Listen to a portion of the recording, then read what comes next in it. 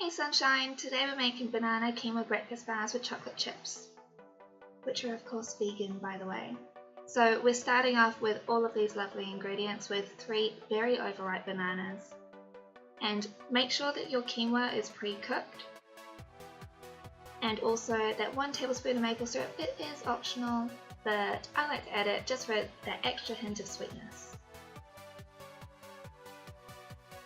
To start everything off, we are peeling those bananas and chucking them into a big mixing bowl.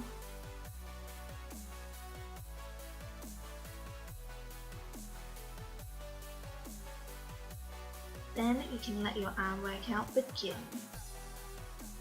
So we want to kind of mash this up. It takes a few minutes, I'm not gonna lie, this is the hardest part of it, but I can't let this arm workout, I'm sure you guys can too.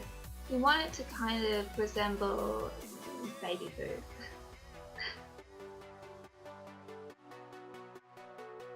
Yeah, that's looking pretty good now. Yeah, that looks nice and gross. Perfect. So we add in our 1 tablespoon, roughly, of vanilla extract. I'm not very precise with this, but it still tastes good.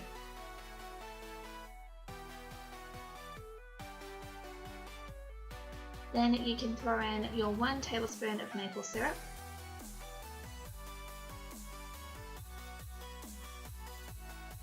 And now the peanut butter. So this peanut butter actually has LSA in it as well, so it can be a little bit groggy, so it is really important to make sure that this kind of becomes one solid consistency.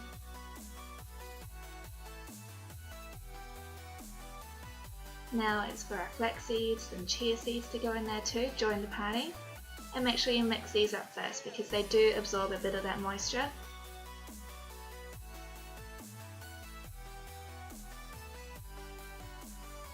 Now we've got our oats and then our cooked quinoa.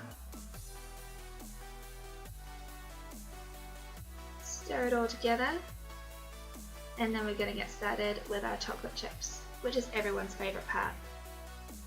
Of course they're optional if you want to omit them, but I just think it adds like so much to this dish. This is the consistency you'll end up with. Looks kind of like slop, but it's really good tasting slop. Then you just elegantly plop it on down into a pre-lined baking sheet. So this is actually a 9x9 dish, popularly used for brownies, weekday, and making something that's kind of healthier. The way I like to do this is to push it down into each of the sides and making sure you don't get any of those annoying air bubbles and just smooth out over the top. I only fill this to about 3/4 of the way as well because otherwise you'll get these really thin little breakfast bars. You can always do that, but I just think it's nicer when you've got something that's got a bit more moisture in it. And I like to straighten out the edge. So voila, all done.